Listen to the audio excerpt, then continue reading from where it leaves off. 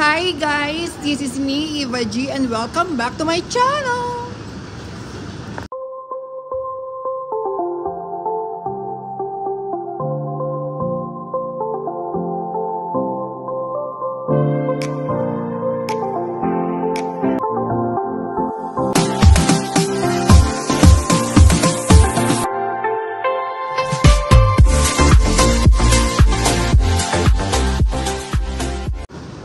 Guys, ngayong araw na to, tayo ay pupunta sa Subway. Yung sandwich hindi siya yung train o yung subway sa ilalim. Kasi matagal ko nang hinahanap yun dito sa New York, sa Manhattan. Hindi ko siya makita. So ngayon may time tayo puntahan para doon tayo magla-lunch. Tapos at the same time, yung matitira ko, baka yun ang kainin ko na rin dinner. Samahan niyo po ako guys sa pagpunta at hanapin natin ang Subway. Finally, nakita ko na rin yung Subway dito sa Manhattan. Naku po, alam niyo miss na miss ko kumain ng ng Subway na sandwich. So ito po yung loob niya. Wow, order na tayo.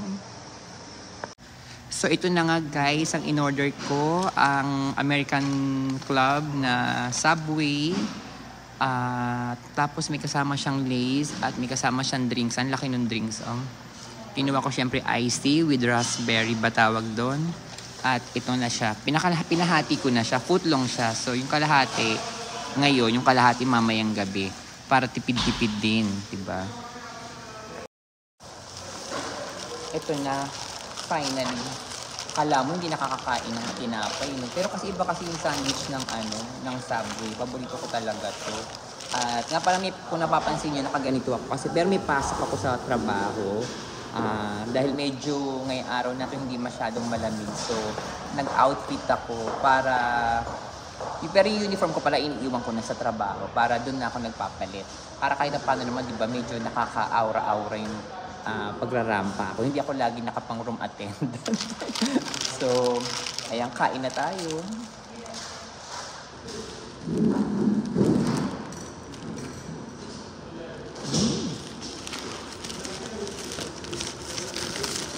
Tignan niyo yung laman niya.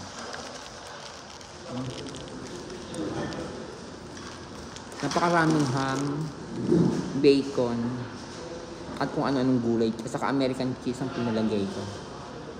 Pakain na. So guys, sa magtatanong kung magkano itong kinakain ko,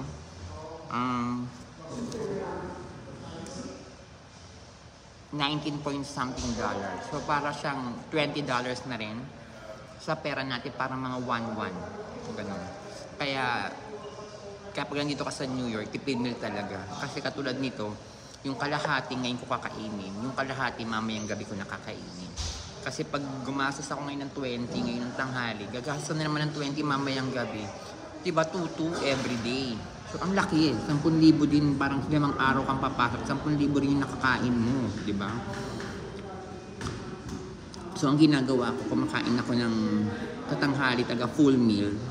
Tapos sa gabi, hindi na ako masyadong kumakain sa trabaho. Para ako nagbi-biscuits na lang ako. Kaya yung pizza na mura, pinapakita ko sa inyo na $1 lang. Ganun. Kasi busog pa naman ako actually. Pagod ako pero busog pa naman ako.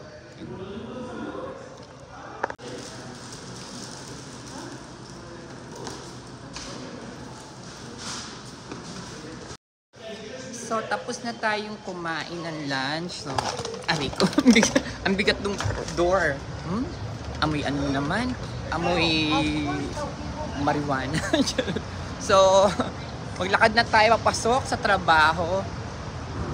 At, ayun, hanap tayo ng ibang way.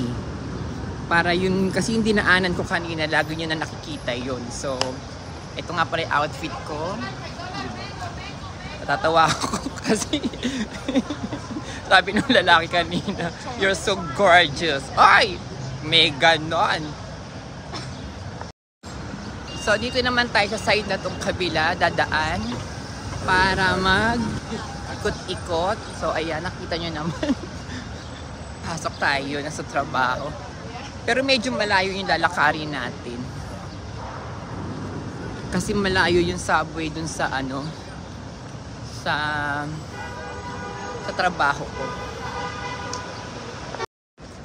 So, pasyal-pasyal muna tayo. Ito naman ibang ano, ibang lugar. Ay, ito pala naman, dito pala yung Bonchon. O, tingnan mo, di ba? Kakalakad ko, may nakita pa akong iba. Ayan, dito pala ako dapat kakain sa susunod. Oh my God. Bonchon. Bali itong side na to, hindi ko pa siya talaga nakikita. Ano kaya meron dito Ang tagal ko na dito 8 months na ako pero hindi ko pa siya nakikita itong lugar na to. Kasi nga di ba dyan ako lagi sa side na yan? I mean, itong dire-diretso na yan. Dyan ako sa side lang na yan. Magmula sa hotel namin, wala na dun na dire-diretso. Pero never ako napunta dito, nagawi dito. Marami rin palang tao dito. Ano kaya meron dito sa lugar na to ka? Ay naku, tuklasin natin yan sa mga susunod na araw. Kasi nga may pasok din ako. So, halika na. Lakad-lakad pa din tayo. Marami din siyang bilihan ng mga mga souvenir, mga ganon. Sa bagay, dito naman sa New York, yun na napapansin ko, maraming ganon. Maliban sa maraming siyempre restaurants, maraming mga kung anong-anong inuman.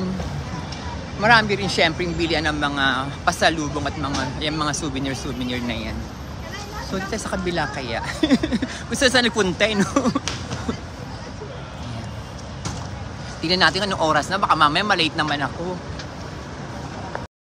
1:21 pa lang naman eh. So, kailangan 1:30 makapunta ako sa trabaho ko. Ayan. Alay ko nakita yan. Sabi ko dati, ano ba yung malaking botones na yan? So, ikot lang tayo. Sabi ko gano'n. Ano kaya itong malaking botones na to? Ano ba yun? Ayaw ko ano bang ano yan. So, ayan, syempre may mga ganyan, mga street food pa din. Marami yung ganyan dito. Tapos, ayan yung bangko ko dito, Chase. Ay, ito pala yung yung parang nananahi siya, nagsuso. Wow, ang cute. Ay, ayan na pala yung trabaho ko. Ang lapit na pala. Naku, ganun pala yun. Ang lapit lang pala dito. Sabi, itong boto-botones na to. Ayan, ang yang kabuuan na yan ng aming hotel. Pala. Nagulat din ako Kasi sabi siya, hindi ba hindi ako napupunta sa way na to? Yung malayo nilakad ko kanina, pag dumiretso na pala ako, ito na pala, isipin niyo kung gaano karami yung kwarto nililinis namin. Ayan. Ngayon ko lang natuklasan. Na ito palang side na to, yung dinire-diretso ko na yun hanggang doon sa dulo. Ang tagus din pala nito, dito pala sa namin, sa hotel namin. Ayan, yan hotel na yan. Diba?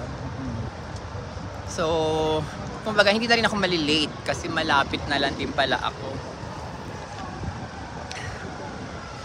Pero tumawid na tayo, meron ng 11, 10, 9, 8, 7, 6, 5. Nagbilang no?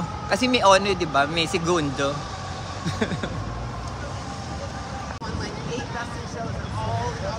Tawid lang tayo ng tawid. Pero kahit kahit na may araw siya, malamig yung weather niya. Pero hindi na ganun kalamig, hindi katulad kagabi. Abuso na naman yung lamig. So ayan na ho yung trabaho ko. Ayan. So yun yung sinasabi kong way na dire-diretso doon. Yan lang yung lagi kong pinupuntahan dito. Kasi yan yung pinaka... Yan yung Times Square na rin to. Yun yung pinaka famous na spot nandoon sa gitnang-gitna na yun. Tapos naman, doon tayo galing kanina sa kabilang side. So, ayun. Maaga pa. Kaya medyo maglakad pa tayo. Pasok na lang tayo, guys. 1:25 pa lang naman. Pero kasi nga magpapalit pa ako ng damit, ayan. So pasok na tayo. Bali dito kami mga employee, dito ang pasok namin. Ayan, I love Margarita. So halika, pasok na tayo.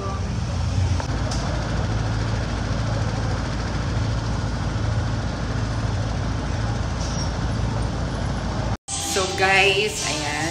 Nilinis ko yan kung nakita nyo. Ang linis ngayon, di ba? So, break time ko na. At, kasi nga ano na,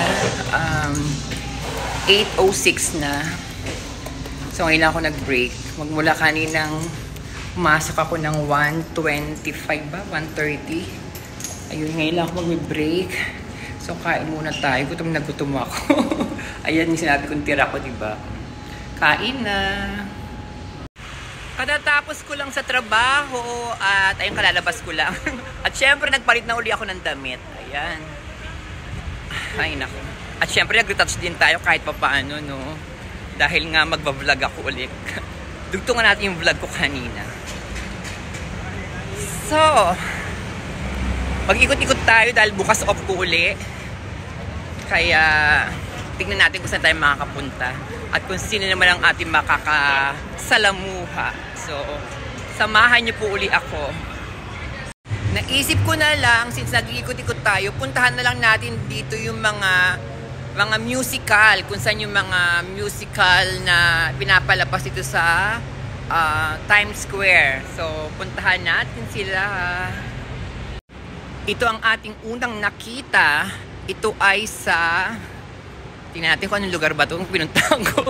Pero ito siya, meron na agad dito na, ayan, Hell's Kitchen, a new musical from Alicia Keys.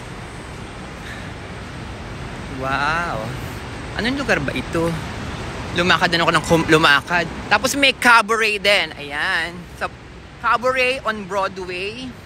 Pero ito, tabi-tabi na, parang pinapakita naman dito kung ano yung mga musical, ano, tingnan nyo, nakalagay 13 Tony Award nomination, including Best Musical. Ayan, The Notebook, Aladdin, Moulin Rouge, tama ba ang aking pronunciation? Pakicorrect na lang po ako, ah. Ayan, Wicked, The Outsider, ano to? Parang nakita ko na tong ano na to. Oo nga. Ay, ano pinapanood namin? Ano pala yung nanood pala kami. First time ko nakapanood yun. Ano pala yun? And Juliet. Sorry. Kasi nakita ko may mga may pink. Yan. So, ang dami rin pala talaga dito. Hindi ko lang alam kung dito mismo sa... Ayan. Dito mismo siya. Lahat yan. Kung kailan nang nagpa-perform.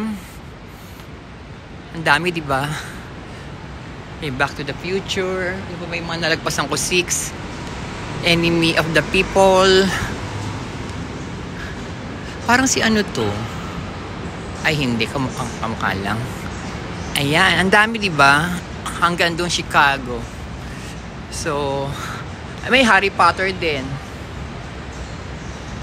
So, ibig sabihin, may iba pa palang lugar kung saan kami nanood ng And Juliet. Doon naman siya pinapalabas. So, puntahan uli natin. Hanapin pa natin yung iba. Ayan. Ito ang bongga, o, di ba? Kimberly. Akimbobo. Charot. Akimbo. So, a new musical. O, di ba? Meron pa yata doon sa dulo. Ayun, ano ba yun? Water Elephant. Hindi ko alam kung musical ba siya o ano, kasi medyo malayo pag nilakad natin. At sa music box, meron din ditong parang pinapalabas. So, tabi-tabi lang talaga siya. Pag napuntahan mo na yung isang lugar, parang ay Broadway pala to, itong lugar na to. So, tama ba? Broadway nga ba? Sandali lang, baka mamaya nagkakamali ako ng information sa inyo. So, basta itong mga lugar na to, tabi-tabi lang siya. Makikita mo na yung mga ayan, katulad niya, Lion King, nasa harapan na natin, di ba?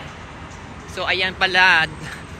Water for Elephants pala. Tapos, may Moulin Rouge dun sa kabila.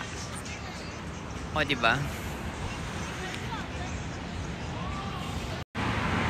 Ito, wag tayong kumain dyan ng ice cream. Kasi, Anita, makaaning ka dyan. Grabe, ang ganda nung swatch. Saan ba yung kami nanood doon nakaraan? Yung first time ko nanood. Hanapin natin. Dito masarap magpa-picture sa gitnang-gitna eh. Oo. Diba? Kahit may oras siya, kahit may segundo lang siya. O diba, ang ganda.